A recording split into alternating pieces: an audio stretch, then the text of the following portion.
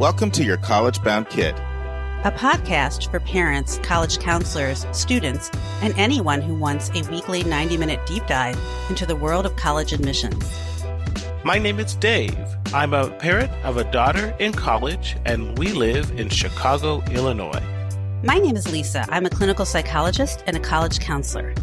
I am a parent of a boy in elementary school, a girl in middle school, and a girl in college. After 30 years in Chicago, we recently moved to North Carolina. My name is Mark.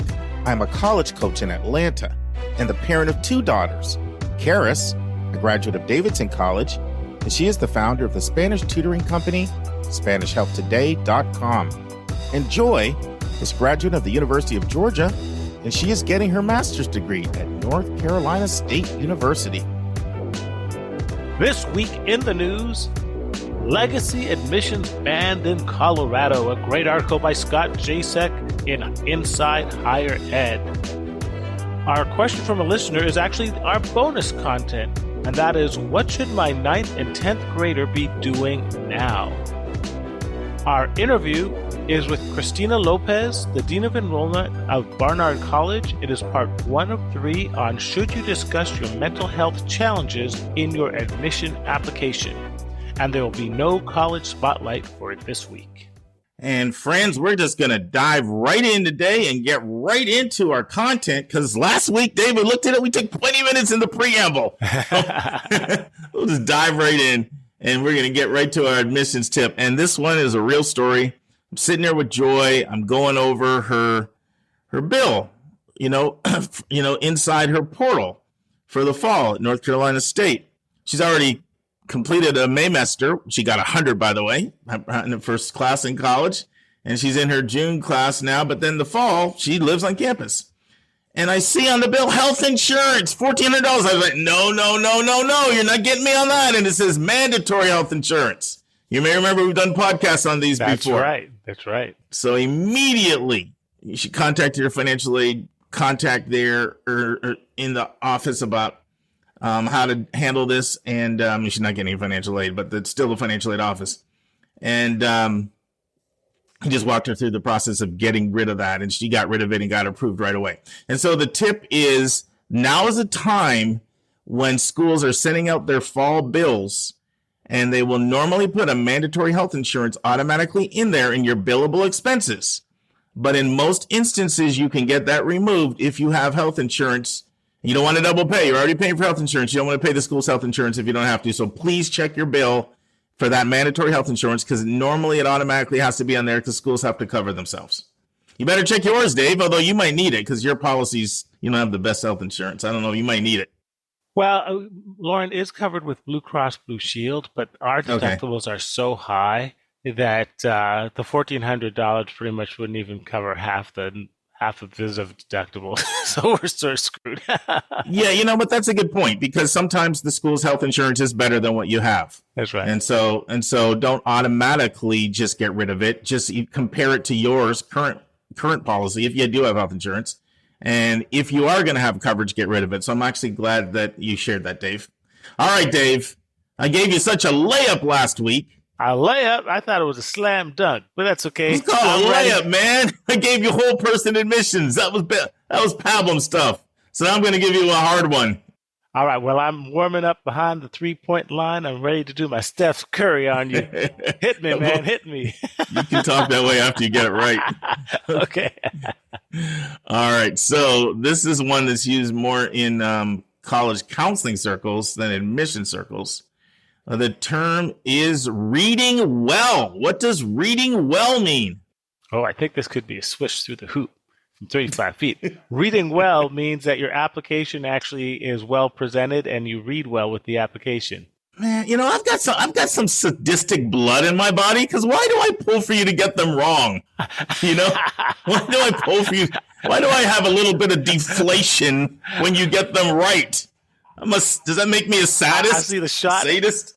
The shot is in the air. It's arcing towards the rim. Tell me, do I go through the hoop with a swish?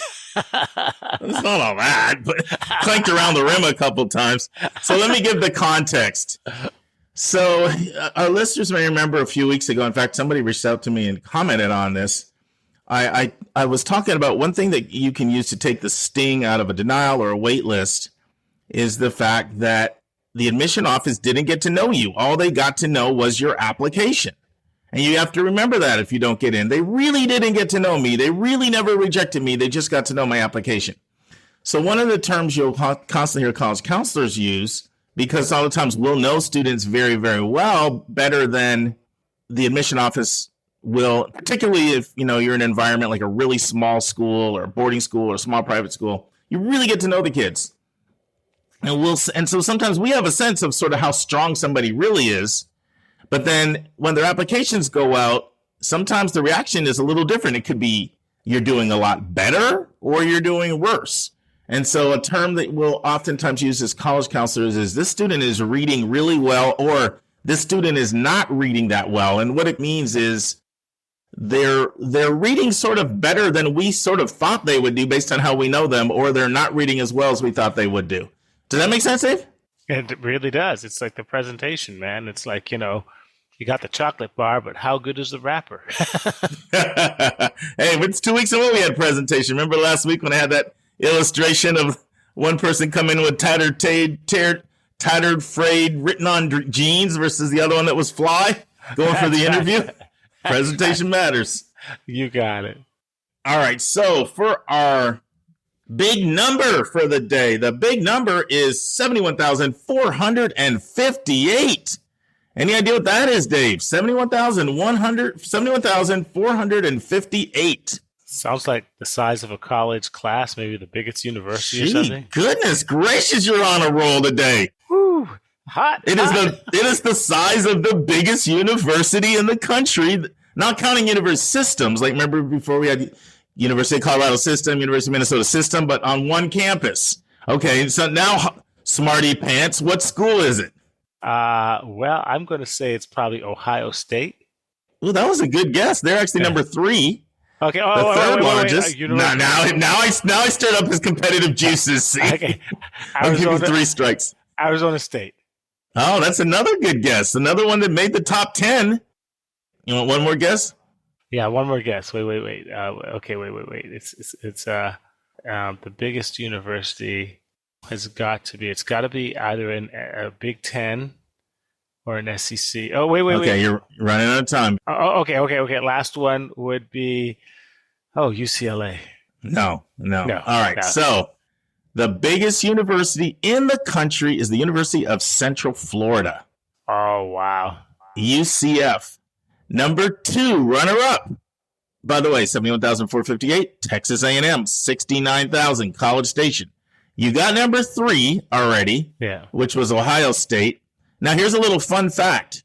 4 of the 8 largest schools in the country are in Florida. Oh, wow. So number 4 is FIU, Florida International, Miami. Number 5, UF, the flagship, University of Florida in Gainesville. 6, Georgia State right here in Atlanta. 7, Arizona State.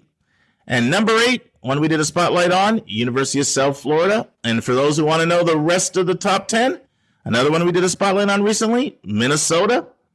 Twin Cities, number 9. And Dave, number 10? 10. Urbana-Champaign, man, your flagship. Yeah, that's right. Number 10. So Big Ten schools were 9 and 10.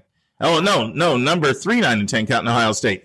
Yeah. 4 of the top 8 were in Florida, and 3 of the top 10 were in the Big Ten. So there you go. Wow. Now, I'm starting something new. I'm doing this only on bonus episodes, and I'm calling it Mark's Rave and Mark's Rant. So something I want to praise a school for and something that I want to go off on a school for. And it is episode 180 bonus content. So I'm going to start with a positive. Rave.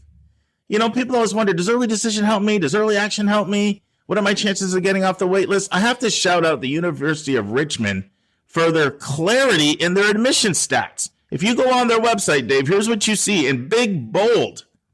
If you applied early decision last year, you had a 41% chance of getting in. If you applied early action, you had a 31% chance of getting in. If you applied regular decision, you had a 17% chance of getting in. And if you were on the wait list, you had an 11% chance of getting off. And I have to commend them for not being so secretive and clandestine and hiding the goods from everybody. Letting everybody know they know the numbers and you can make your decisions, but the numbers are right there. Transparency, yes. And now my rant. Don't even get me started on this. So a lot of people don't know this, but when schools calculate your expected family contribution, CSS profile schools, so these are the wealthiest private schools, they build in something that's called a student contribution. Now, what is a student contribution? It is a work responsibility that you have over the summer where you have to earn a job, and from that job, your money has to go toward paying for your school's education. Well, you say, okay, well, that's fair. I mean, it's supposed to be a joint responsibility between students and parents and paying for college. And so I get it. But here's the problem. There's a couple of problems. One, some schools, some of the wealthiest schools in the country, by the way, they put that expected student contribution from work at over $3,000. That is a lot because that's after-tax money. Not everybody can get a job. Some people may want to do an unpaid internship. Somebody may have to take care of kids around the home, especially under-resourced kids. And to make $3,000 after taxes that goes just to the school, that's a lot. It is. Now, it gets worse. Let's say someone says, well, I'll go out and I will get private scholarships. So then I can send the private scholarships to the school and they can, erase that work responsibility because they got private scholarships. The vast majority of colleges will not let you substitute a private scholarship for that work responsibility. They will reduce their grant to you before they will negate that work contribution. And that is unfair. And I was going to come on here and name names of schools that expect students to make over $3,000 and they will not waive it. Well, if you're going to do a rant, man, you're free to name names. I mean, break on the brothers. If they've been doing all that under the table stuff, we got to let them know let us know the names. And yes, I am calling you out, Columbia University, asking over $3,000 for students. And yes, I'm also calling you out, Brown, almost $3,000, and Duke, almost $3,000. Meanwhile, you have schools like University of Pennsylvania, Davidson, Rice, and Virginia that ask for $0. Wow. So follow their lead. You have the money. Yeah. And Columbia University, that's New York City. You're going to have a whole lot of other living expenses in New York City as well. Correct. I mean, the fact that you can't even negate it through private scholarships, that they'll turn around and reduce their grant. Sorry. That's my rant for the week. Well, five episodes from now, I'll be back with another rant. Awesome, man. Take our article away, Dave. Let's turn to college hot topics in the news.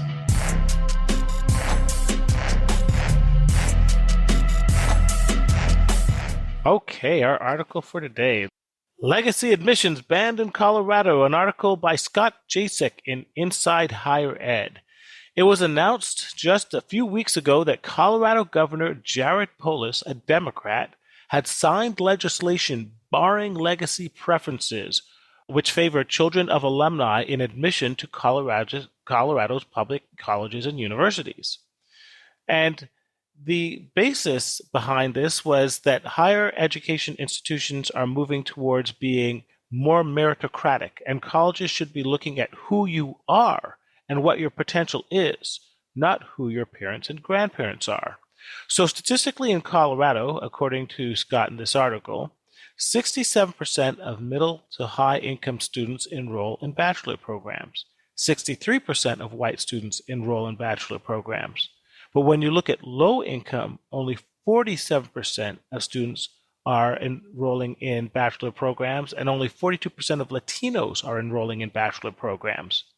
And the belief by many of the educators in Colorado is that many of the students who choose not to attend a higher education institution today are prepared to attend, but they're often denied opportunity because of the preferential treatment that students with familial relationships to alumni of these institutions have.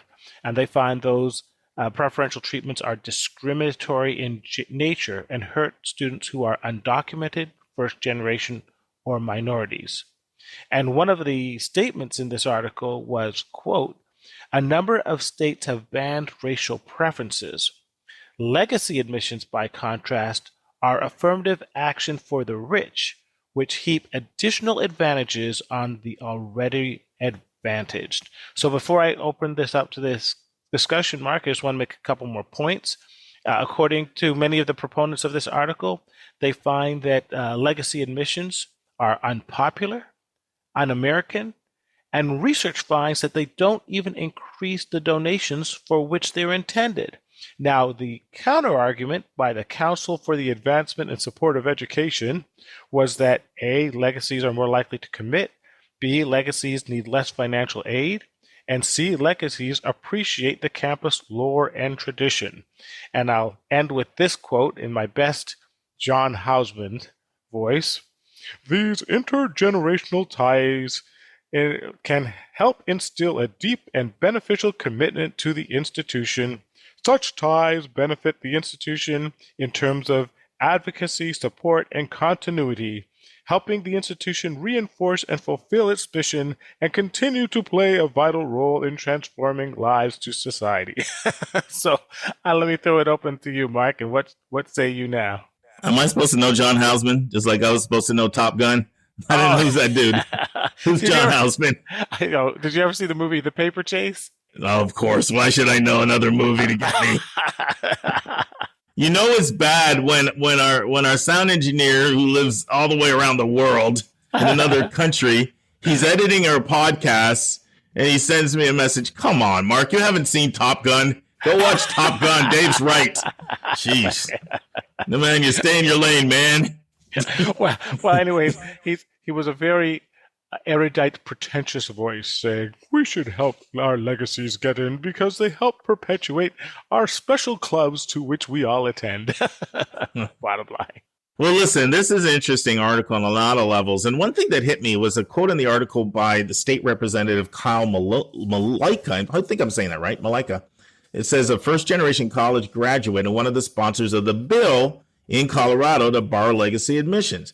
And what Kyle says, so I'm just going to stick him with Kyle and stumble over the last name again. Kyle says, like we're buddies, he says, I remember being asked on college applications, where did my parents go to college? And it made me question if colleges really wanted me. And you know what it reminds me of, Dave? I think, we both come from backgrounds with college-educated parents. There's things that we don't even realize that first-generation students encounter. And I can imagine it would feel that way. Where did your kids go? Where did your parents go to college? And you're like, do they really want me here? Maybe I don't fit in the club. No wonder people have imposter syndrome. Yes. But looking at the essence of this article, so first of all, I'm going to give a little bit of background that we haven't discussed. We've discussed legacy admissions before in this podcast a few times, Dave. But there's some background that I think would be helpful that I don't ever remember sharing before. So let me share it now. So the policies that led to legacy admissions being enacted, they are not ones that have been in place since the 1600s for schools like William and Mary and Harvard that were started back then, or 1700s or 1800s. They started in the 1920s. And you know when they started? When there was an influx of Jewish and Catholic applicants at the most selective schools. So just like we talked about last week, I think it was, or 2 weeks ago, when we talked about the book The Chosen, and we talked about the history of holistic admissions, is that it was done because Harvard, Princeton, and Yale were getting too many Jewish students. And there was an attempt by the powers that be to keep them more white Anglo-Saxon Protestant. The same is true for why legacy admissions came into place. So it's just some interesting history. And of your most selective schools in the country, the 100 most selective, 3/4 of them have legacy admissions right now. Whereas when you look at all of the colleges across the country, and this is based on a survey that was done of 499 colleges and universities by Inside Higher Ed and Gallup, it found that 42% overall of private schools consider legacy, and only 6% of public schools consider legacy. And legacy is actually something that is not considered in other parts of the world, like your Cambridges and your Oxfords and, LSEs and London School of Economics and other schools. It's just not something that's done. This is very much an American thing, and that you don't find it in other countries. And once again, we talked about how it was implemented in the 20s. And it's interesting how most of your highly selective schools use legacy admissions, but overall, minority of private schools do, and only 6% of publics. I'm going to share something, and it's going to seem like, where am I going? Am I going into complete left field? But I'm going to make a point. So there was a book that came out recently that has nothing to do with college admissions, and it's so good that I wanted to make it my recommended resource of the week a few weeks ago. But I said, well, let me stay in my own lane and stick to college admissions stuff. The book is called Last Best Hope, American Crisis and Renewal. It's by George Packer. And basically what the book does is it divides America up into 4 different Americas. And it says we're not one America, we're 4 Americas, and we're all at odds with one another. And there's 2 in the Republican camp, and there's 2 in the Democrat camp. So in the Republican camp, they said one America is what he calls free America. And it's the one that emphasizes free enterprise, less corporate taxes, less capital gains, sort of Reagan's vision. It's the CNBC crowd. Right. And then a second America is what he calls real America, personified by Sarah Palin's focus on small towns, the heartland, a lot of white racial identity. It's the MAGA crowd. And both this group and the free America vote Republican, but the MAGA guy storming the Capitol has very little in common with Jim Cramer at CNBC. Yes. So they're 2 completely different Americas. And then on the Democratic side, and I know people are wondering, like, where am I going? But I think you'll see in a second. I'll land the plane, everybody. Stick with me. I'll land the plane. So on the Democratic side, you have what Packer calls smart America, which is personified by Elizabeth Warren, Cory Booker, highly educated. And a strong emphasis here is going to college. Education is your ticket. You have to go to the right schools. Most of our listeners would fit in this category of what he calls smart America. And then the fourth America is what he calls just America, as in justice. And these are younger people.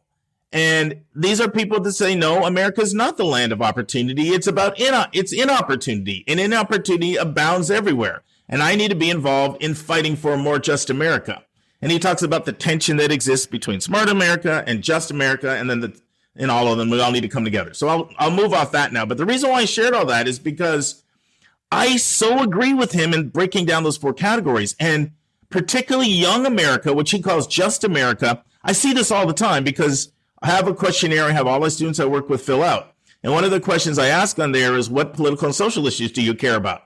Dave, guess what 4 or 5 of the most common issues that come up all the time are? It would have to be racial equality and Black Lives Matter is one. Yeah. Socioeconomic disparity, and then climate. Climate is huge. LGBTQ is huge. Yeah. The environment, Black Lives Matter, Me Too movement. And, it's funny how you see it like regionally, right? Remember after Parkland happened in Florida? All of my Florida clients were all putting gun control, because, they experienced that. But the point is, these students write with a passion that they want to be involved in fighting for a more just America. Now, why do I bring this up? Because legacy admissions, I think, I'm not going to say it's on life support, but it's imperiled because right now they're in their teens and 20s. But as they get into their 40s and 50s and they get more power, I don't see them being down with legacy admissions. Yeah. Because, here's a quote from a really good article that ran in the New York Times a while ago about legacy admissions. And here's what it says. Preferential treatment for legacy admissions is anti-meritocratic. It inhibits social mobility. It helps perpetuate a de facto system. In short, it is an engine of inequity. Little wonder it is unpopular with most Americans, yet it is supported by the affluent, who both oversee the college admissions process and are its primary beneficiaries. So, now listen, anyone listening to me right now thinks, man, he's like taking a sledgehammer to legacy admissions. I actually have a very nuanced view of this. The problem with legacy admissions is that the arguments for it normally don't stand the test of time, right? So, Dave, you brought up the case of argument is that, it's better for financial aid, that if you have legacy admissions, people will, they'll give a lot more money. But a major study was done that took a look at that, and it found that it just was not true. That does not stand up the test of scrutiny.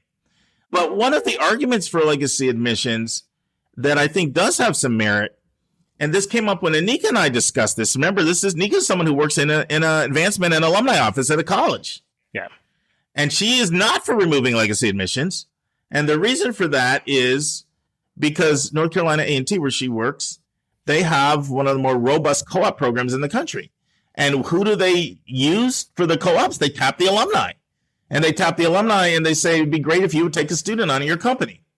So my view is that legacy admission should be for people who have proven a high level of involvement, not just for someone because they could check a box. But I also want to make the point that when I look at Just America and where it's heading, I'm not going to say legacy admissions is going to be outlawed. But listen, Dave, we're seeing what's happening right now with likenesses and athletes being able to use their likeness. Like, things can sometimes change and start to change fast when they pick up momentum. And all the momentum right now is moving against legacy admissions. And any thoughts on your part? Well, yes, I must concur that one of the reasons I thought that my poor alma mater fared poorly with my daughter was that she was very much against the legacy concept. Yeah, so I think she was. She's like, I'm getting in on my own merits. I'm not riding your coattails, Dad. That's right. So she didn't even put in her application. But that as it may, I would have loved to have had a little Princeton. You're struggling getting over that a little bit, by the way. Well, we just have such a much better mascot, Bulldog. A tiger will take your bulldog any day. For those who are just listening, Dave went to Princeton, and he just thought for sure Lauren was going to love Princeton. And when he visited, she was like, meh, it's meh, And so his ego was completely bruised. He called me. It was like this emergency call, like the earth ended. My daughter doesn't like my school. Real problems in the real world. Look at this guy over here. People are starving. Yes, well, I am getting over it. Time heals all wounds. But anyways, going on. But I actually agree with the Just America approach. The fact is that studies are showing that United States is one of the most class-rigid societies now. We often think about Europe being class-conscious and the United States being class-free. Well, the reality is it cannot be any farther from the truth, and it's so hard to escape, to create social economic mobility, and that legacies is one of the holdovers that perpetuate class-structured societies and make it difficult for people of true meritocratic abilities to succeed. A great statistic I read was that in 1911, over half of the admitted students to Harvard, Princeton, and Yale did not pass the entrance exams. But the reason they got in was they were legacies. And so if we truly want to get the best and the brightest, and if we truly want to expand the benefits of this country to all, then I think this is just antithetical to those principles. There's one other thing I wanted to say, Dave. You quoted the Council for Advancement and Supportive Education, which represents fundraisers, and they're adamant defenders of legacy admission. And I was looking at the 3 points they made in defense of it, and to me, my kids hate when I say this term, but I'm going to say it anyway. Everyone was weak tea. Yes. They're like, don't say weak tea, man. Dude, you just can't say weak tea. My kids don't like that. But anyway. If everyone was some weak tea, I'm sorry. It was. So the first point they said is a legacy applicant is more likely to accept an offer of admission, allowing the institution to confidently model its income and class. Not necessarily. And one thing that UPenn did, and I have to admit I respect this. UPenn says if you want legacy to count, you need to apply ED. If you apply regular, then it doesn't count, which I at least that was tipping your hand and showing your commitment. But so that's not necessarily true. Then it says the legacy's applicants' enthusiasm for the institution may lessen the need to make an exceptional financial aid offer. In other words, we may not have to throw money at you, freeing up other resources for other kids because they're so excited to go there. That's not necessarily true. People should not be given the presumption that that's true. And then it says a legacy student's appreciation of the campus lore and traditions can enrich the campus. I'm thinking about a student I worked with this year, and the dad went to UCLA. Okay. And the student's decision came down to UCLA and Cal Berkeley and Washington St. Louis. And the student did not pick UCLA, and he did not in any way, shape, or form feel he needed to go to UCLA because the dad went there. Not at all. And so why somebody should just be given the presumption of those things and they should have an easier acceptance rate on the front end, I have a more nuanced view. If you have someone who has shown an exceptional large commitment to involvement in the institution, I don't have a problem with an institution saying that we are going to factor that in. But just to be given the benefit of the doubt that because, your parents check that box, that you get a better chance of going, I'm not down with that. Well, can I just add in one thing to your nuanced view? And this is, for all my talk of a meritocratic, there is one difference, and that is money.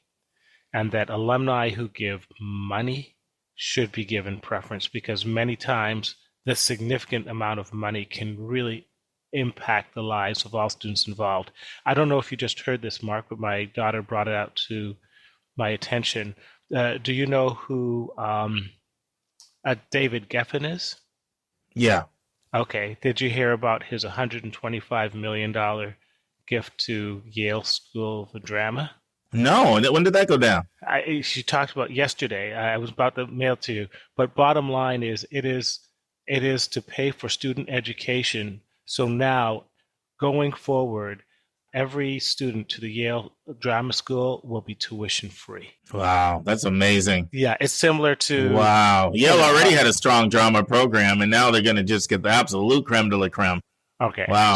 So I'll be honest. If I'm an admissions guy and David Geffen's daughter comes across my desk, you think I'm going to turn him down?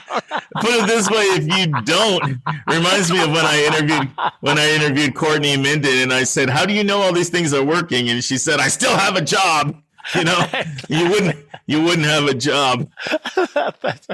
Just drive your career off the suicide cliff. And I'm in agreement with that. I know a lot of people don't like that because it doesn't feel like this completely perfect society. But people need to look at the big picture. Like, how many people can that one donation help, and how many other students can it help, right? But the problem is, I mean, that's true for very large gifts. It's not true for I give $1,000 every year to my school. And Mark, let's put that in perspective. I believe you said that the cutoff for those is like 5 or 10 million now, which is one of the reasons why the college, the Lori Loughlin thing hit a nerve, because, we can still make a difference with $500,000. We don't have to open our purse for 10. Yeah, as much as I hate to admit it, that Rick's Singer was like, he was kind of brilliant in a criminal way. His side door hustle. Like, look, he's basically saying, look, you can try to get in the front door, but these schools have single-digit acceptance rates. Okay, so that's really tough.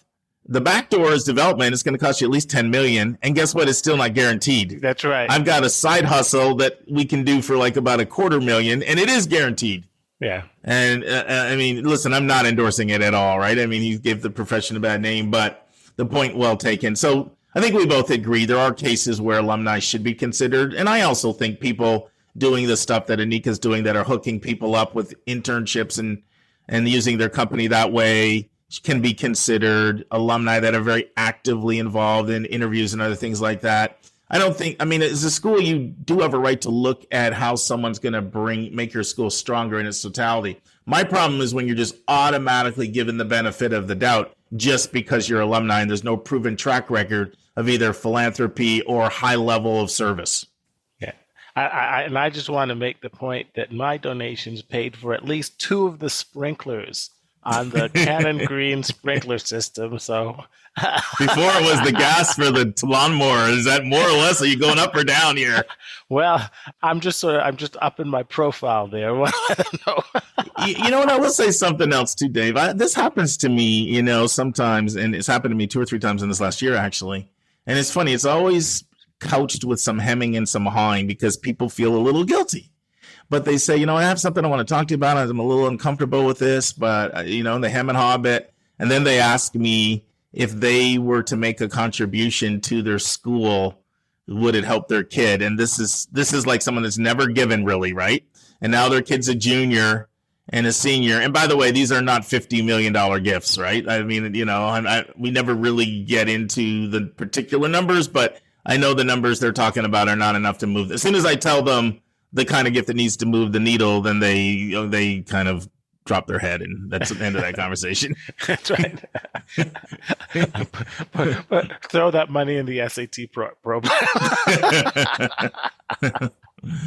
Yeah. All right, Dave. I think we've talked this one out, but it was a good conversation. It was a good article, and I commend Colorado for making that decision. Very much. Your tribe increase. Especially for public schools, by the way, that have a sort of a unique mission to serve the public, right? So it's not surprising to me that 6% of public schools have legacy admission, versus 42% of private. Yeah. Awesome. Well, I think that's a good vote. That's a good vote. Get some sleep, man. You worked all night. Blah, blah, blah, blah. It's time for a question from one of our listeners.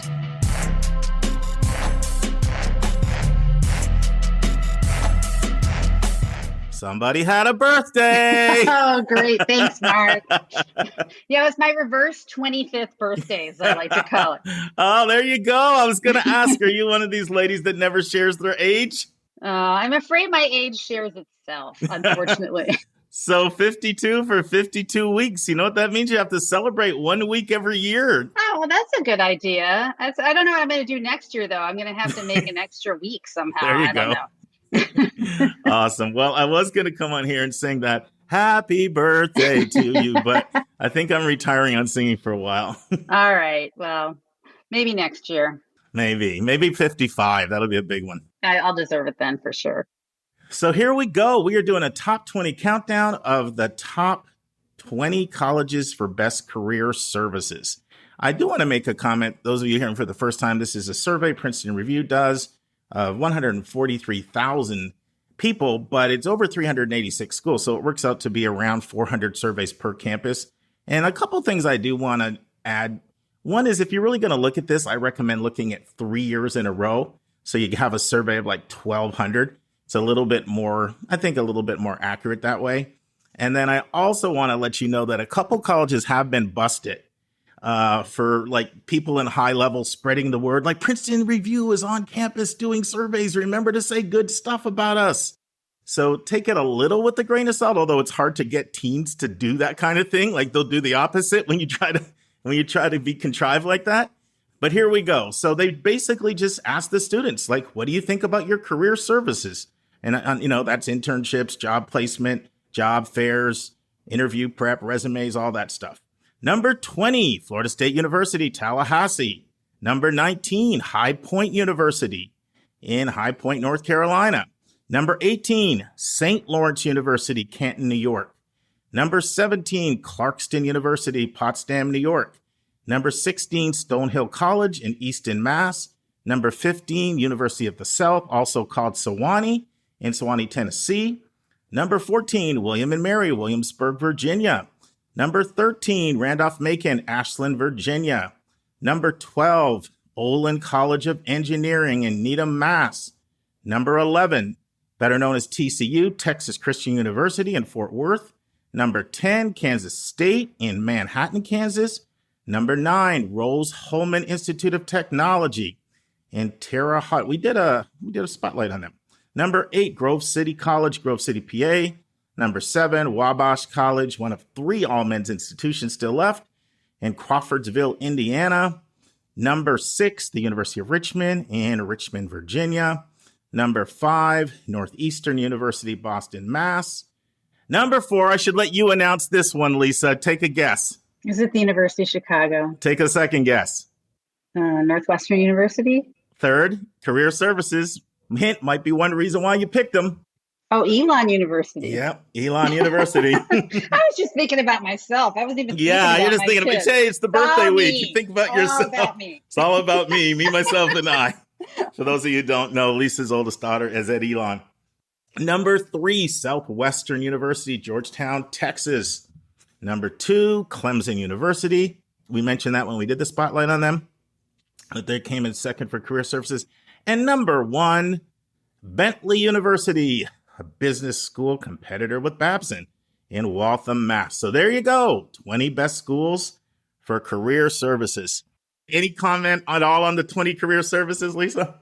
I just think that, it's great to hear that there's such a diversity of schools that have a wonderful career services, because that is just, one of the most important aspects of college that can really help set you up for life. And just to make your point, like here's Wabash College on here with 800 some students.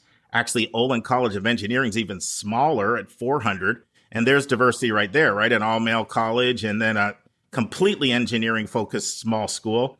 And then you go all the way to big, giant Florida State University, one of the bigger schools in the country. So absolutely, lots of diversity there. So there's no excuse, basically. That's what that means for not having a great career services. Yeah, you should all have a great career center. But I do think that people don't look at that enough when they are picking a university. And all I can say is that Lilly gets inundated with job listings several times a day from the career services and internship center at Elon. So I think those folks are quite busy there. Yeah, I mean, that's one of the best things about Elon is they're all about experiential education, learning by doing. Like, I think that just resonates off that campus. I mean, and internships are literally just one piece, right? It could be study abroad. It could be research. We could go on and on with all the opportunities. But today we're looking at bonus content. So in episode 175, we looked at what you should be doing with your elementary school student or your middle school student. And Lisa and I, we were going to do what are you doing for your high school student at 180, but I'm such a chatterbox. I knew I couldn't do four years in one segment. So we're breaking it up today, and we're looking at what you should be doing in the 9th and 10th grade. And what I'm going to do is I've got 10 things students can be doing now that I'd strongly recommend. And I've also got some things for parents to do as well. And so what I'm going to do is I'm going to mention the first 5 and then throw it out to Lisa for her commentary. It's like you're the color commentary when there's a broadcast here, right? Throw in your jewels of wisdom here. Yes. So the first thing I want to say is, some of these things I'm going to kind of treat 9th and 10th together because these are things you should be doing in 9th and 10th or 9th or 10th, depending on when you're hearing this. And what I don't want people to think is, oh my goodness, I never did that. My kid's in 11th. These are all things that is better to start now than later.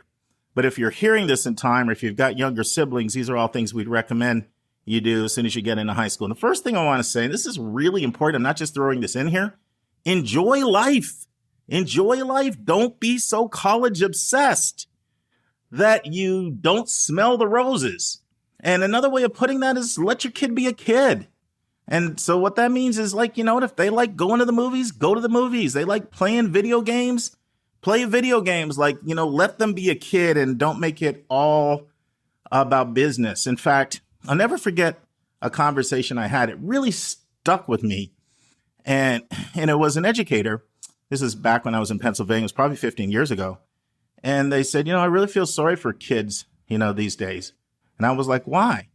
And they said, well, as soon as they get, into middle school, they're starting to prepare for the SSAT to try to get into a private high school.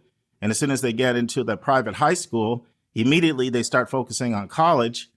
And then as soon as they get into college, they start focusing on grad school. And then they start focusing on professional school. And then she said, at what point do our kids ever get to just get off of the treadmill? And that kind of stuck with me. So point number 1, enjoy life. Don't be college obsessed. Point number 2 is curriculum planning. Very, very, very important. If you didn't do this in 7th and 8th, build a full 4-year curriculum plan.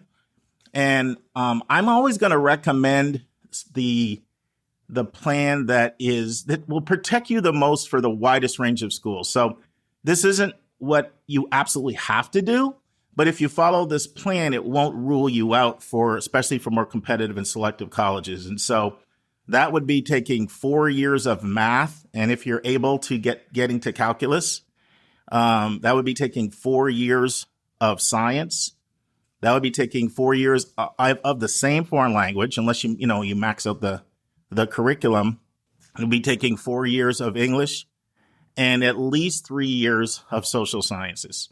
There are some schools that actually expect that. And so that's the safest way to play it, and taking as much rigor as you can handle while doing well in that rigor and having work-life balance and in life. So you're not just completely college obsessed. So it's not rigor for rigor's sake. It's rigor that you can excel and do well in that rigor and still have your mental health and balance in your life. So those would be the first 2 things. And then the third thing would be use the 9th grade to really experiment with your clubs and extracurriculars and try out all the different things, experiment with clubs, different things. But ideally, you want to come out of the 9th grade knowing sort of the areas that you want to concentrate on when it comes to things like extracurriculars and your involvement in whether it's art, sports, clubs, that kind of thing, because a lot of colleges really do want to see a commitment from 10th to 12th, ideally in the same general area with increased levels of commitment and increased level of responsibility. It doesn't mean if you start something in 11th, it's the end of the world. And I also have lots of times students will say, I'm in this thing and I hate it, but I feel like if I drop out, it's not going to look good. And I'll say, you know what? Drop out. If you hate it, just don't do it. So it doesn't trump just doing it for the sake of doing it. But ideally, if you can figure out a 9th where you're going to sort of hang your hat and go deep, then you can use 10, 11, and 12 to go deep. And then the 4th thing is I like to see students do a lot of career tests and identify a couple areas of interest from a college major and from a career standpoint. My favorites use science. It's $29, but it's well worth it. It's got 10 years of research behind it. And then after you identify 3 or 4 different careers or college majors, then the next thing I like to do is to look them up. So I'm working with a student right now, and she just completed this, and one of the careers she matched for is public relations. And so I have given her a task between our time we meet our next meeting, and that is I told her just Google top schools for public relations and preferably pick a larger school, maybe a flagship school. And then when you go to that school, look up requirements to get a degree. And then when you look up the requirements to get a degree, you'll see the list of the courses, then go and look up the course descriptions. And when you read the course descriptions, if it's really for you, you should get completely enthusiastic about it. I mean, this should be something that, I'm not saying you're standing on your head doing cartwheels, jumping jacks, but it should be like fun. This should be like, oh my goodness, I would love to take these courses. If reading the course descriptions is boring or just kind of meh, then chances are you need to kind of move on. So that's the 2-step process I like to use there. And then the 5th one I have here is participate in class, be positive, really get to know your teachers. If you have the personality where you're able to do this, ask your teachers, like, what do you see as my strengths? What do you see as things I need to improve on? And that's my first 5. So Lisa, take it wherever you want to go. I'm tired of hearing my voice. Well, I have a couple thoughts. And the first one is in reference to your first point of let kids be kids. And I think that our society is not doing a great job of matching up where kids are developmentally, emotionally, or intellectually with what we're expecting of them, either academically or, in terms of their career planning for the future. So if you look at 9th grade, for most kids, that is a time of great transition. And psychological studies in this area show that kids experience a decline in functioning during 9th grade. Decline in test scores, decline in academic functioning, increase in anxiety. Also, they're really worried about friend groups and getting into the right friend group and making the right friends. But it might be hard for some kids to really go out there and do that because they are struggling with just trying to grapple with their situation, their new situation. Hopefully by 10th grade, kids will start to feel calmer, they're more comfortable in their environment, and they can focus more on learning, on extracurriculars, and getting to know their teachers and participating in class. But I think that's kind of a tall order for a lot of freshmen in high school. So that's my first thought. Yeah, I think your points are very well taken. And we know they come with 30 years of psychology behind them too. So we know that you vetted these through the lens of helping a lot of people with their struggles, which we all respect, which is great. And I think a point you bring up is really valid. Like some of these things, people develop at different rates. And so some of these things, some people will be ready to do in 9th, and some they may not be ready even until 11th, especially initiating with class, participating in class, getting to know your teachers. Those are things that can be challenging. So you said that was your first point. Did you have any other one you wanted to add as well, Lisa? I did. I wanted to say that when my oldest daughter went through high school, I don't know if it was just our particular high school, but they were not really great about emphasizing the 4-year plan in terms of planning her academic schedule that you mentioned. For instance, they left her with 2.5 years of social studies. And had I not intervened and said, aren't kids supposed to have 3 years of social studies to get into most good college? And they're like, well, yeah. I'm like, well, why does my kid only have 2.5? It was a scheduling issue, but it was just sort of hands thrown up. No one bothered to do that. So I think parents, if you're at a public school, you might really have to advocate for your kid, particularly about calculus, because I don't know why, but it seems like a lot of schools just don't want to put that many kids in calculus in 12th grade. It seems like there's a resistance to it. And there's studies that have shown that it's really not great to track kids, that even kids who are lower functioning do better when they're presented with the most challenging material, along with the kids who can really excel in that challenging material. So I think you just have to be an advocate for your child, because your kid's not going to know necessarily they need to take, 4 years of the same foreign language or 3 years of social studies. They may not understand why calculus is important to do in high school. Well, a couple of things I want to add to that. One of the impediments is the requirements to graduate are different than the requirements for selective schools. So it's very common for schools to have require 2 years of social sciences and 2 years of a foreign language to graduate. And so if you're not getting, savvy counseling, and studies show that the average student in public school gets 25 minutes of college counseling, 25 minutes over 4 years, just because, the ratios of counselors to students is in the high 400s to 1. And their specialization in the master's program is not on college. It's on other aspects of counseling, right? So personal counseling, crisis counseling, then all of just the academic stuff like schedule changes and logistics. And so that's just between the ratio and the concentration being in a different focus, they just don't get a lot of counseling. And so it really can leave, a lot of people can blow themselves out of contention just by the courses they take.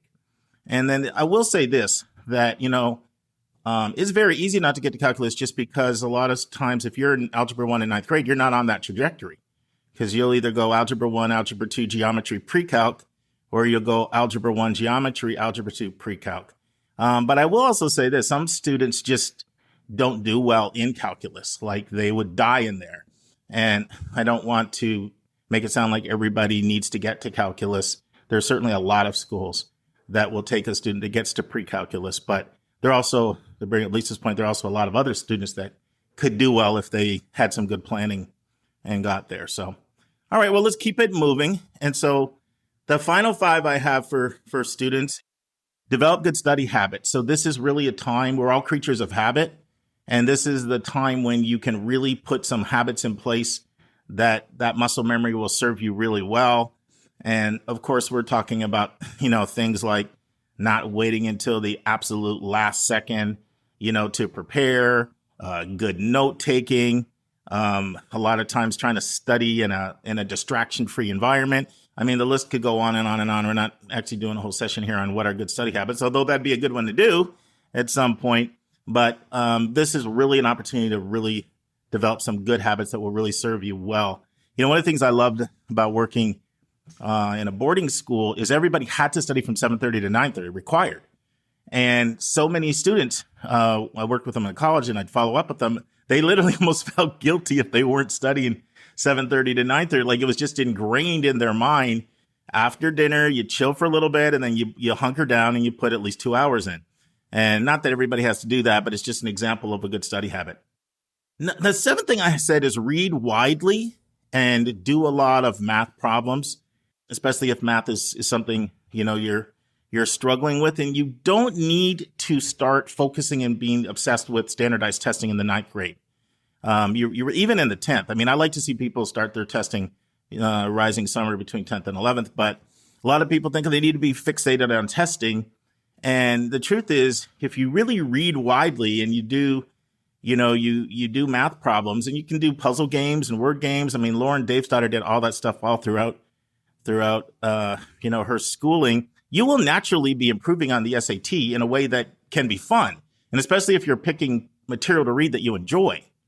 Now, I know like some of the stuff we're sharing is sort of the ideal. Like there's people that, I hate to read, right? And I hate math. Like, I'm not saying this is like a simple solution for everything, but I don't believe people need to start focusing and concentrating on standardized tests in 9th or even really early part of 10th.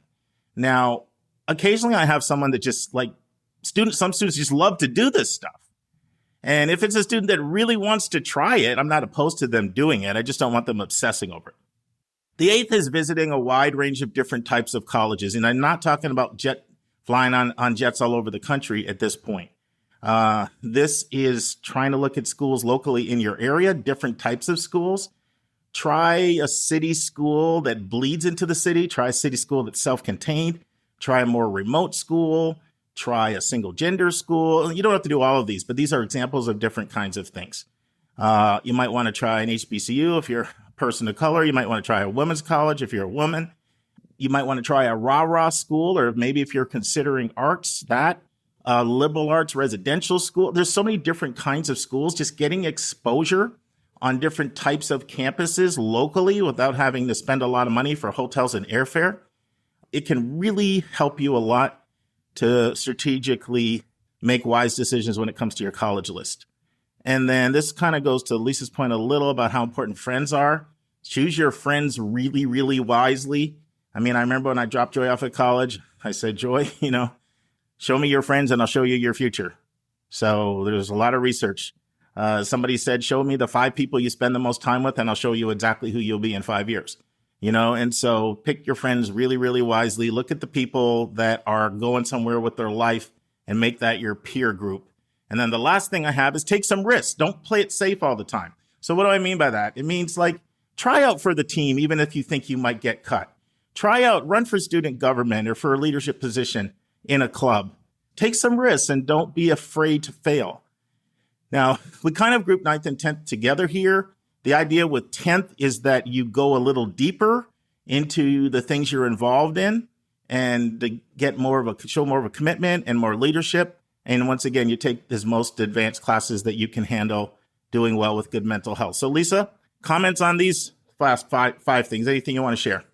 I think it's really interesting to see the influence of having an older sibling go through the college process before you and how that affects your view of high school. So I think my younger 2 children saw my daughter and her dad and I fumble our way through that process.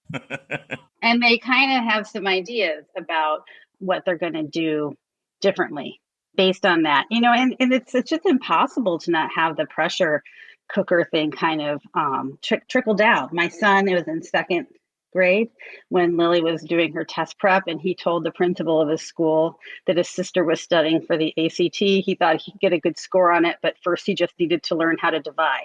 So, but he's already worried about this at, age 7. So, but it's hard because I think the fact is that grades and test scores often provide merit aid. They're money. And I don't really know when the best point it is to start talking to kids about that. It's not just about your success, it's about your family's financial situation.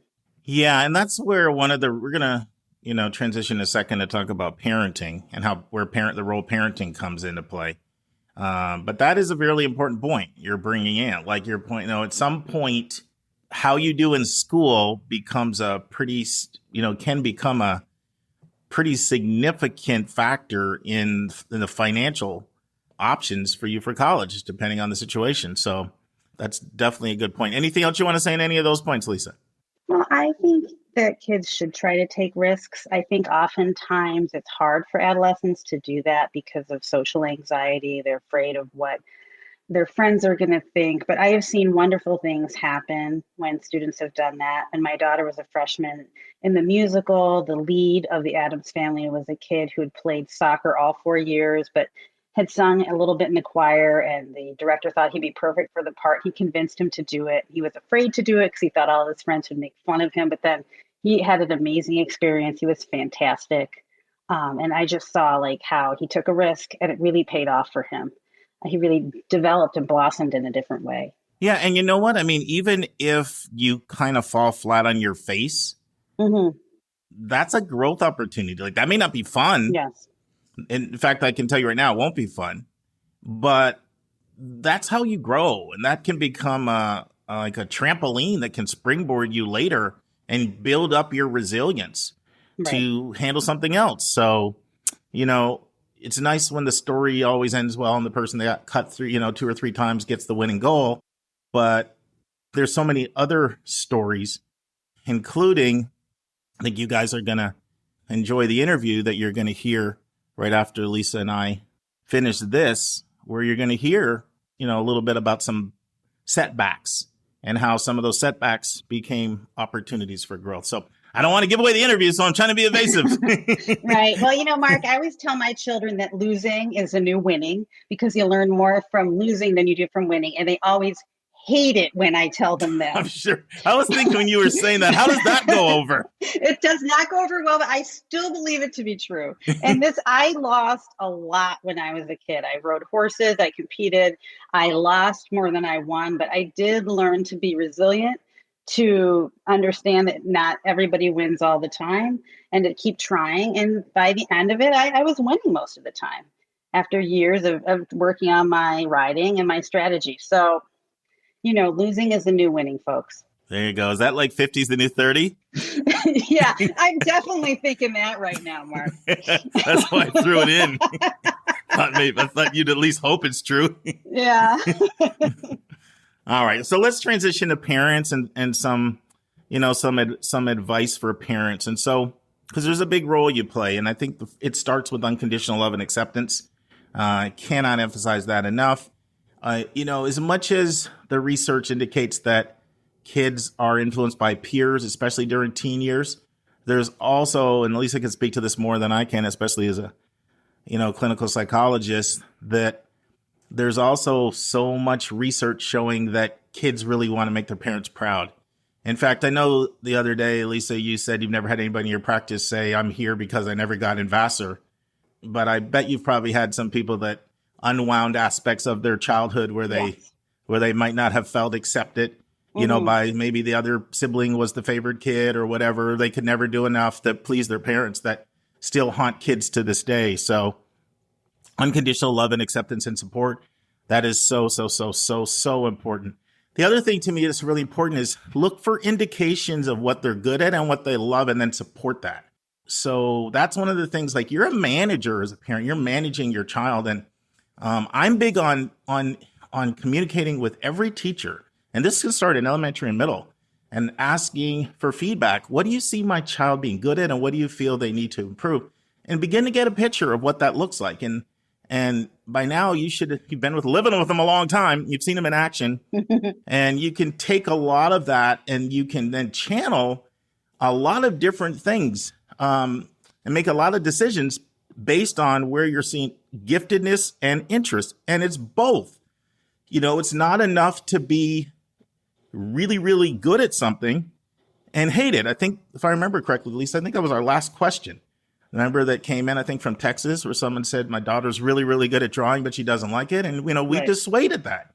So it's not enough just to be really good at something, but it's also not good enough to just love something and think you're the next LeBron when you can't make, I have a story for that. Oh my goodness. But I better not share it, because I never know who's listening to the podcast. But no, I mean, really, I had a real delusion situation where, like, someone couldn't even make their own team, and they're telling me about the NBA. Like, come on.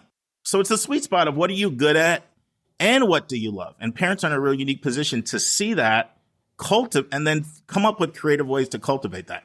And then the third thing I have is like research and planning. And so there's a lot of things involved in research and planning.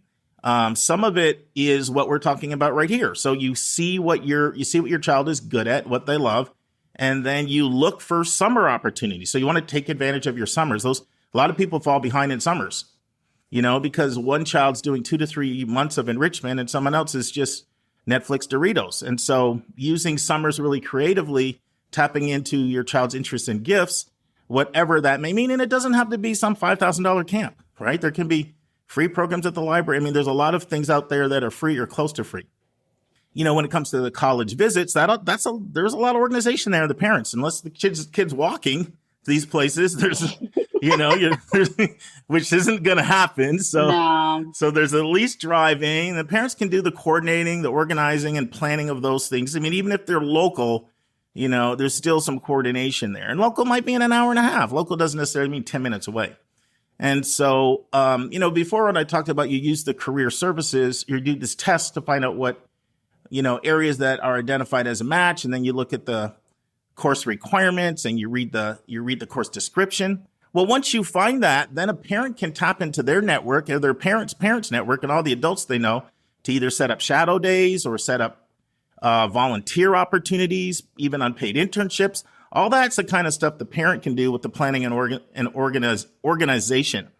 And then I do believe for the overwhelming majority of people, I really think at the end of 10th, they would benefit from having a good college coach. At a minimum to help you with your child come up with a really good list of schools that you could then strategically use to plan and to get a heads up on research and visit. It doesn't have to cost an arm and a leg.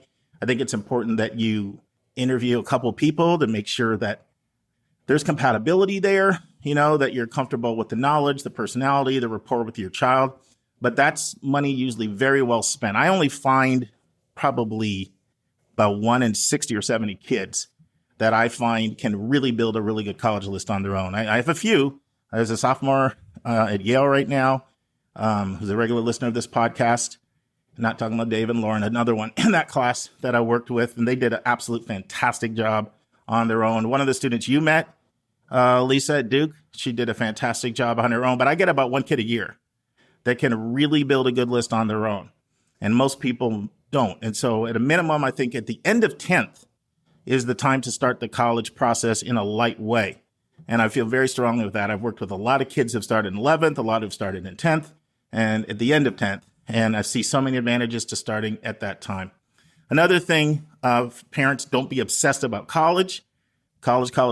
Don't do that. And focus on the friendship with your child. So, Lisa, what else do you want to share? Well, I think that for us parents, it's hard. We want our children to be successful in the ways that we think people are successful. But sometimes your kid is going to be successful in a different way than you might expect or you might want. And that's our own narcissism. We want to see ourselves mirrored in other people or our dreams or hopes mirrored in our kids. And that's when I see things really go wrong with parents and teenagers in my practice, is when the parents have a lot of pre-made expectations of their kids. And I just think that it's our job just to be really open to understand that this is a completely different person with different temperament, different abilities, different skills, and to just really look for where are the gifts, where is the talent, where is the interest, whatever that is, and just pursue that. Yeah, I completely agree. This is where your private clinical practice completely overlaps with college counseling, completely, because I see the same thing. And it's kind of hard. Like a lot of times what parents don't realize is they might have wished they could do something a little different if they had to do it all over again. Maybe they wish they were a doctor. Maybe they wish they had started a business. And then when their child comes along, they want what's best for their child, but they look at things really the only way you sort of can, through your own prism. And so they have a tendency to think that what they would like to do all over again, if they had a do-over on life, would be in the best interest of their kid. And it's really hard if a kid is totally wired differently than you. So if you're like totally an athlete type and you maybe want your kid to be involved in sports, but they're like, they want to do dance and theater, that can be hard for a parent, or the opposite. I shared before my wrestling for years with my mom over piano lessons. Mm-hmm. So I think that anything else you want to share? Because I love your psychological insights. I'm sitting here listening as well. Every time you talk, Lisa, like, what's the psychological insight I can glean this time? Yeah, I think it's parenting is really hard. It's a tightrope of guidance and freedom and trying to know when to step in and when to step back. And I certainly don't do it right. And my kids will probably tell you ever. But I think it's just that struggle of you want to push people to do the right things for themselves and their future, but also be open to their future could be different than what you think it's going to be. Awesome. And with that, we will call it a day. But guess what? 5 weeks from now, we're back to talk about 11th and 12th grade. So all right. Hopefully you'll fun join. Continues. Yeah, hopefully you'll join us for the last part of the trilogy. And now, this week's interview with a special guest.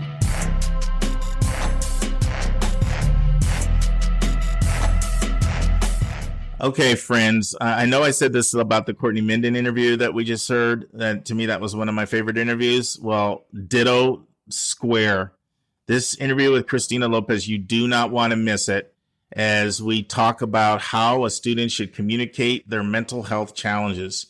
And initially, Christina will give you her backstory, various roles she's had in admissions, and we'll introduce the topic, and then she'll share a powerful story that you do not want to miss. Listen and enjoy. Friends, you're in for a treat today. I'm here with Christina Lopez, who's the Dean of Enrollment at Barnard College. Welcome to the Your College Bound Kid podcast, Christina. Thank you so much for having me. I'm so excited to be here. Oh, I'm excited to have you here. Christina and I have been talking about this for about a year and a half. We served together on a board of a nonprofit called Go to College New York City. So, I had to hit her up for an interview and she, willingly obliged. Absolutely. Absolutely. Sorry it took so long. COVID. No, it's called you being a busy professional. I've learned to leave you guys alone between September and May. Absolutely. Yes. So, Christina, why don't you take a few minutes, tell us about your backstory, where you grew up, various admission jobs you've had, and really, honestly, anything else you want to share with us. Yeah. So I grew up in Detroit, Michigan. I am the oldest of 3 siblings. My mom has a bachelor's degree that she got at a regional college in Detroit, and then went on to get a nursing degree. My dad only has an associate. And, when it came to the college search, it was a very different, I wasn't a first gen kid, but there were some elements of that experience that were unknown or unfamiliar to my family. Having a mother that went to pretty much a local college in Detroit, living at home and going for a very specific professional career path. So when I was like, I want to go to New York and be a drama major, she was like, what? What does one do with that? And so I was very much a performing arts kid growing up. I did dance, I did theater, I did vocal performance, I played the piano. And so, and I was a good student, but I really gravitated more towards the arts. And so when it came to figuring out what I wanted to do in college, this idea of being undecided was not something that was recommended to me. It was like, you have to pick a major. And so I was like, well, all right, well, I'll just do what I like. So I'll do theater. And so I figured I want to be an actress. So I should either live in New York or LA. I did some summer programs when I was in high school. One was at Northwestern in Chicago. So I was like, all right, I'll apply there.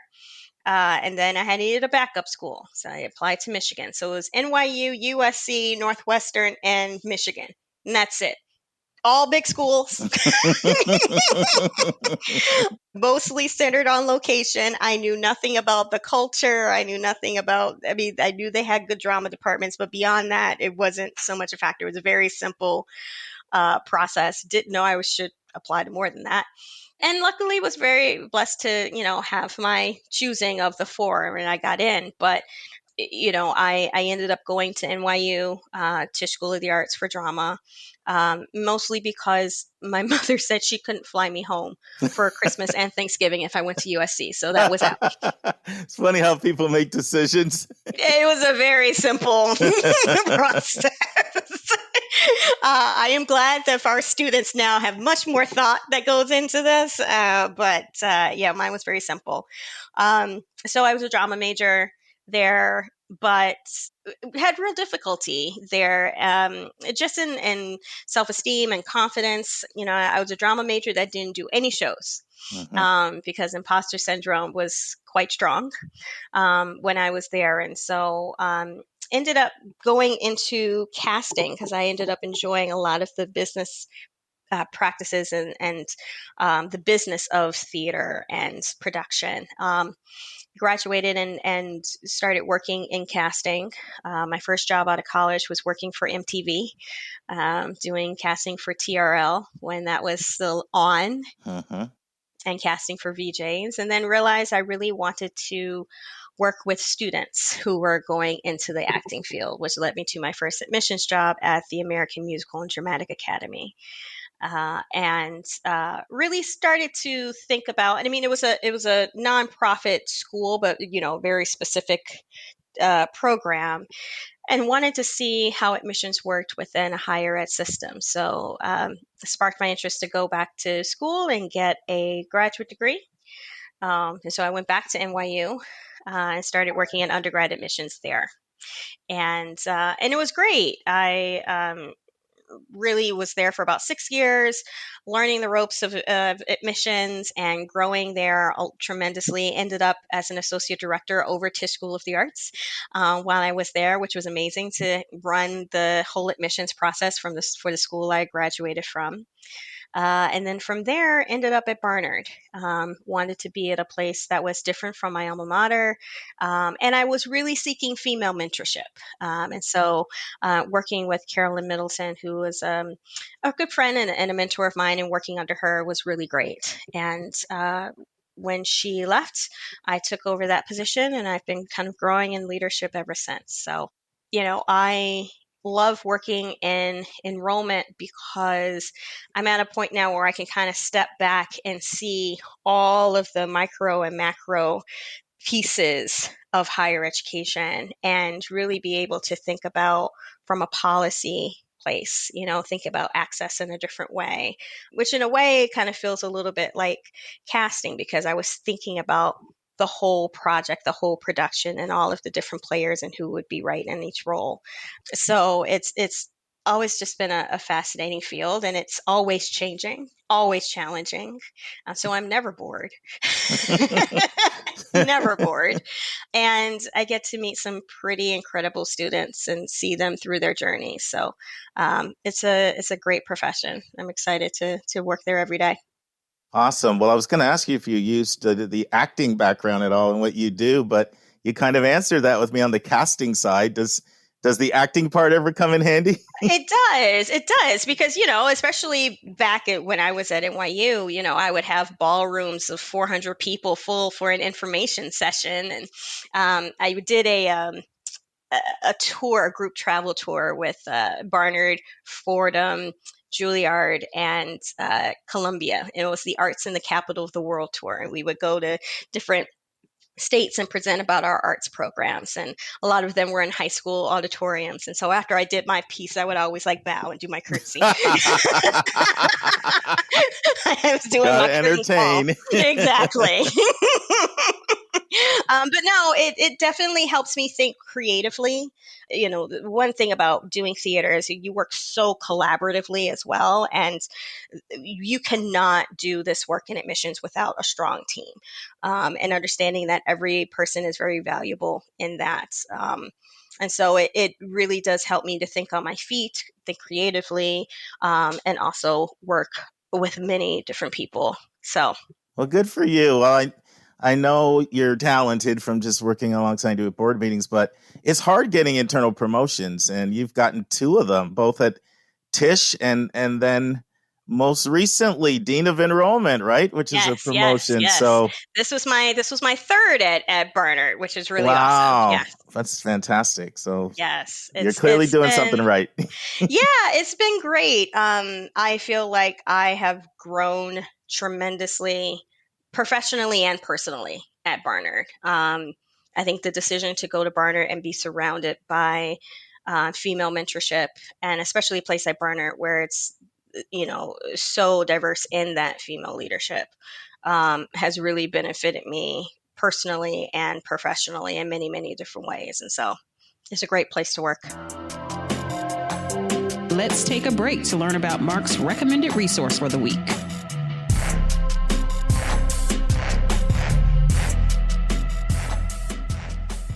Friends, I've been doing these recommended resources now for a few weeks in a row where we've been looking at different Facebook groups.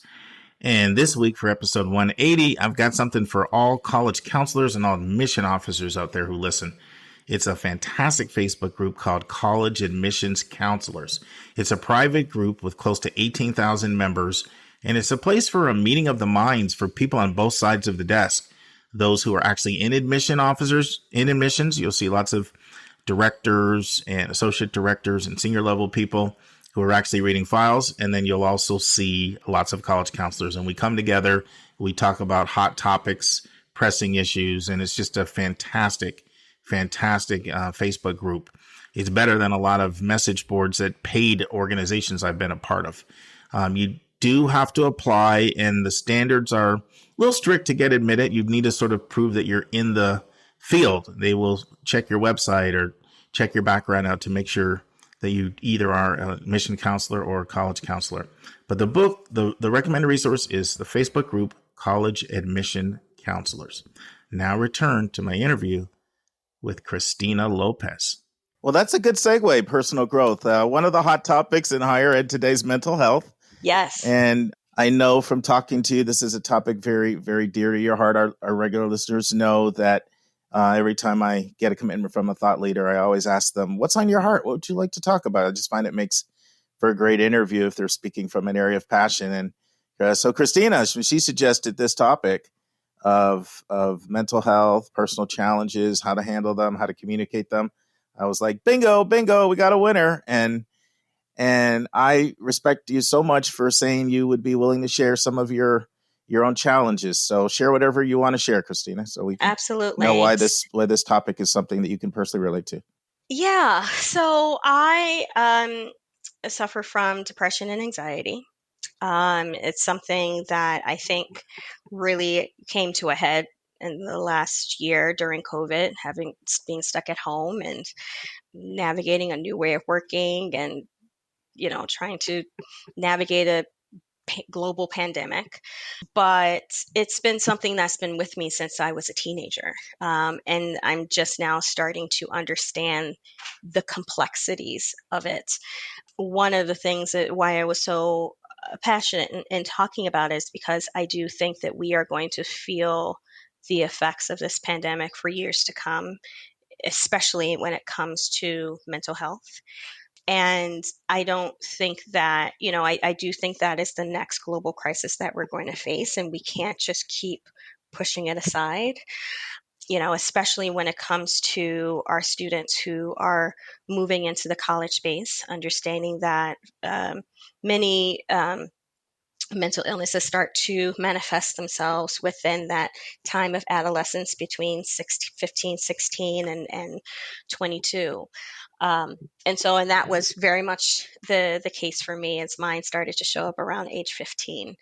But I also feel like there weren't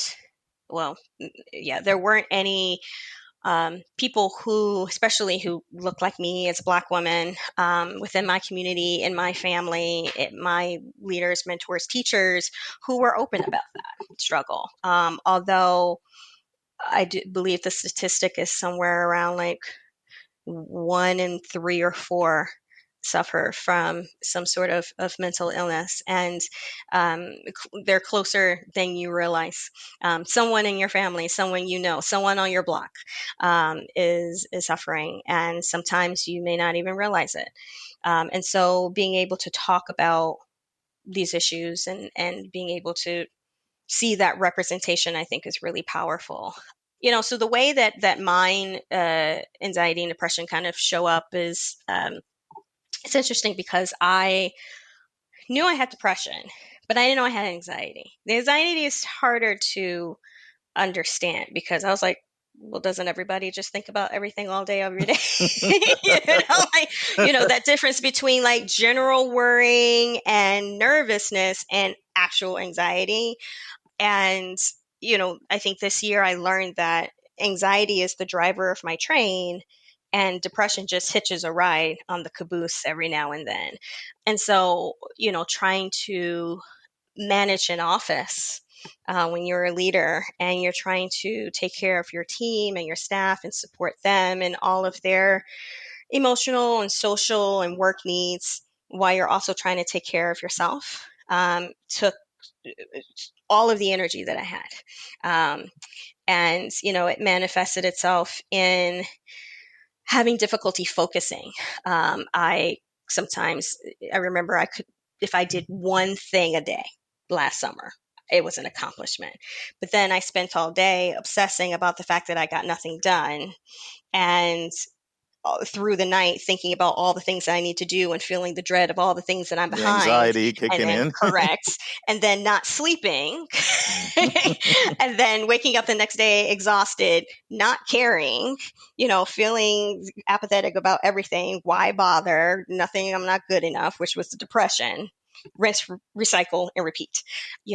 Having to lead trainings or lead meetings or lead a panel and constantly questioning, did I answer that question right? Did I give them the right information? What are they thinking? All of the ruminating things that made me question whether or not I was, that sense of perception of how you're actually doing, having this fear of failure and feeling like you're not enough, you're not smart enough to do the job that you have, but then also not having the energy to really try sometimes because the depression. So you're just always in this limbo, of caring about everything and caring about nothing, which just leaves you just utterly exhausted. I would have body aches and headaches, and just I would wake up and then 2, 3 in the morning and just be unable to sleep again until 8 a.m. and then have to take a quick nap and then go to work,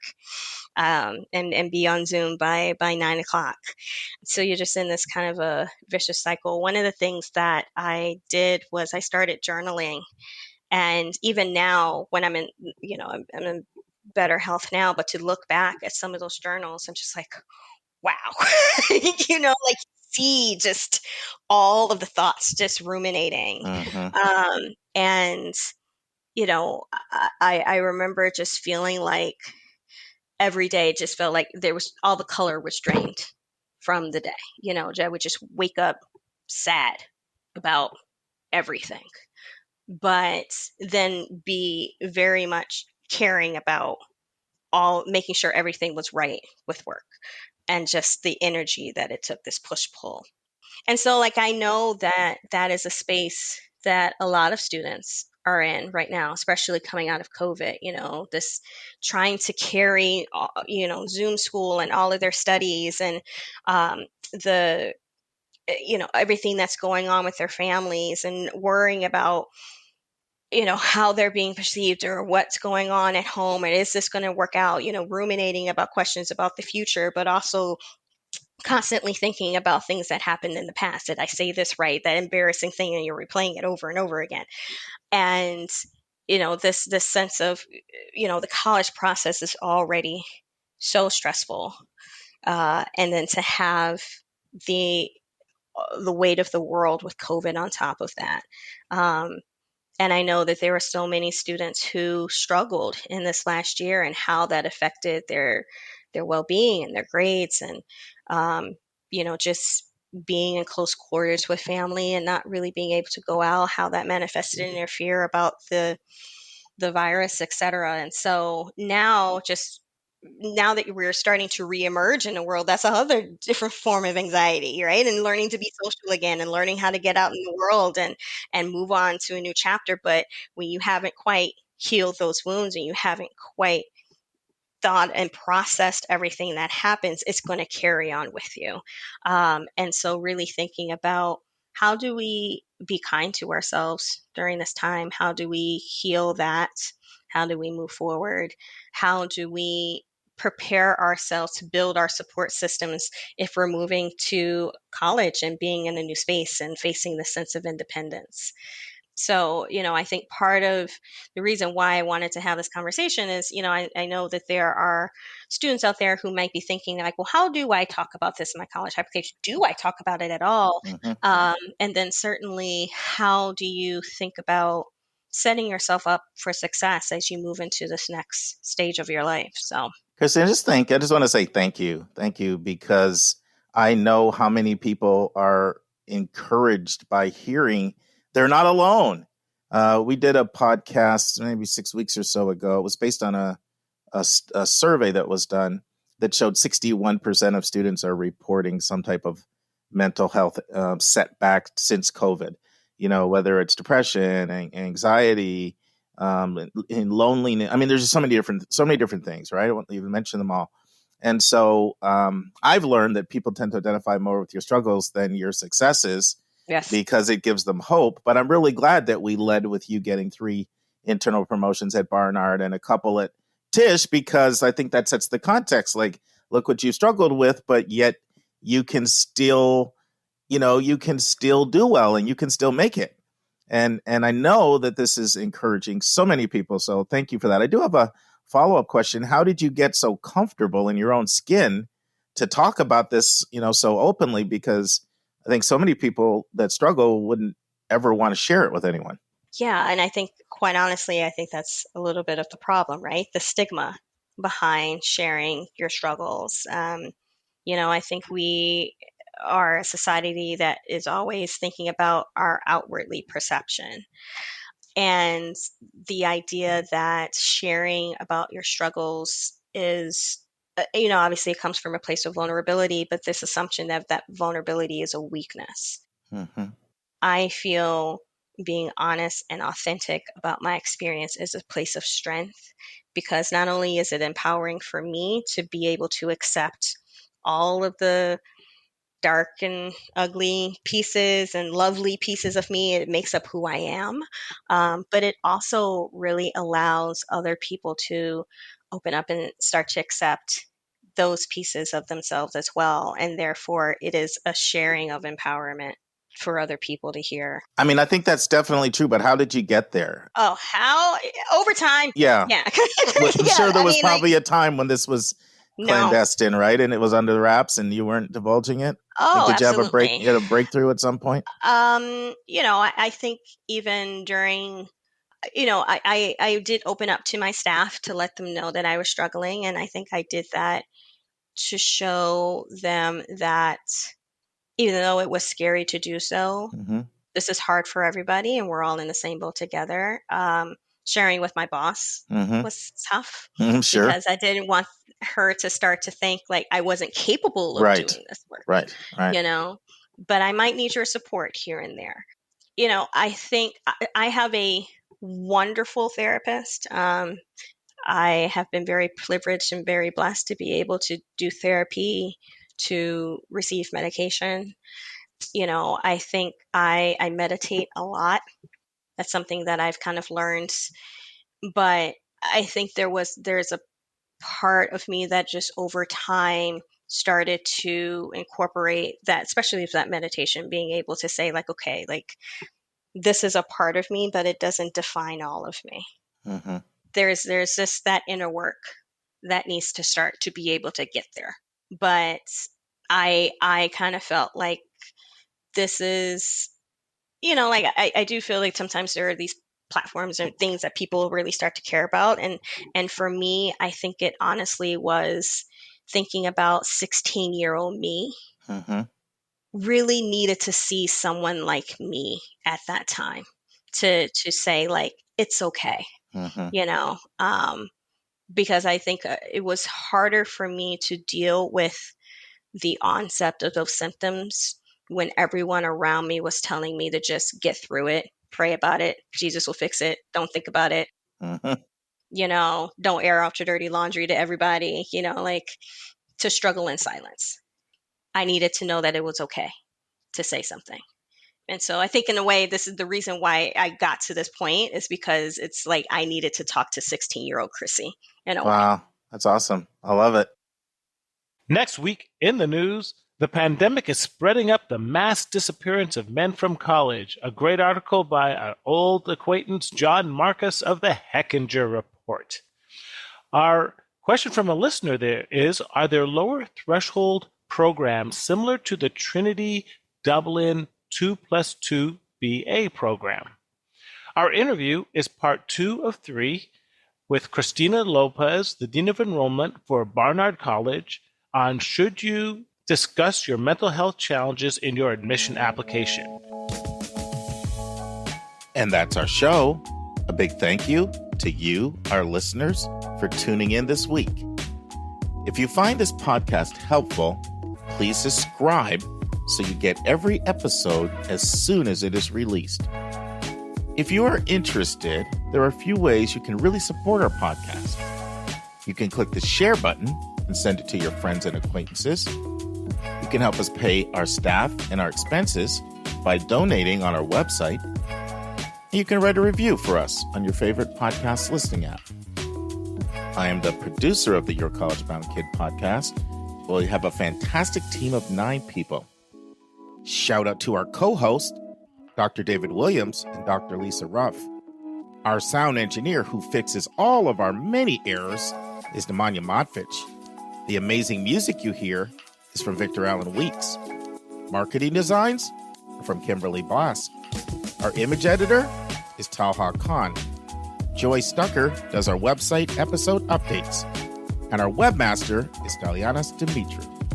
If you want to have a college coaching session with me, just text me at 404-664-4340.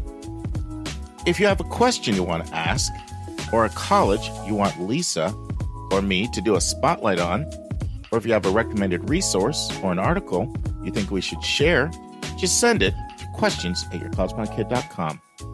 By the way, check out our website where you'll find lots of content that is not on any podcast app.